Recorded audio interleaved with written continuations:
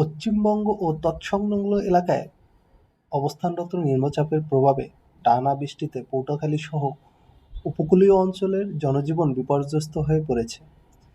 নদ-নদীর পানি বেড়ে প্লাবিত হয়েছে নিম্ন অঞ্চল, বঙ্গোপসাগরে রয়েছে উত্তাপ। পায়রাসহ দেশের সব সমুদ্রবন্দরে ৩ নম্বর স্থানীয় সতর্ক সংকেত দেখাতে বলা হয়েছে। গত ৩ দিন ধরে টানা বৃষ্টিতে জলাবদ্ধতা হয়েছে পটুয়াখালীসহ বিভিন্ন নিম্ন অঞ্চল। পশ্চিমবঙ্গ ও তৎসংলগ্ন এলাকায় সৃষ্ট নিম্নচাপ এবং জোয়ারের প্রভাবে নদ-নদীর পানির উচ্চতা বেড়ে ২ থেকে ৩ ফুট পর্যন্ত বৃদ্ধি পেয়েছে।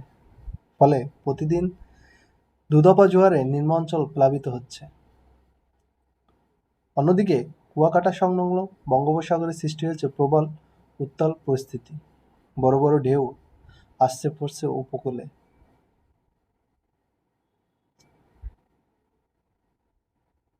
পটুয়াখালী আবহাওয়া অফিস জানিয়েছে, উপকূলীয় এলাকা দিয়ে এখনো ঝোড়ো হাওয়া বয়ে যাওয়ার শঙ্কা রয়েছে। তাই পায়রাসহ দেশের সব সমুদ্রবন্দরকে ৩ নম্বর স্থানীয় সতর্ক সংকেত দেখিয়ে যেতে বলা হয়েছে। মাছ ধরার ট্রলারগুলোকে নিরাপদ আশ্রয়স্থানে থাকার জন্যও নির্দেশ দেওয়া হয়েছে।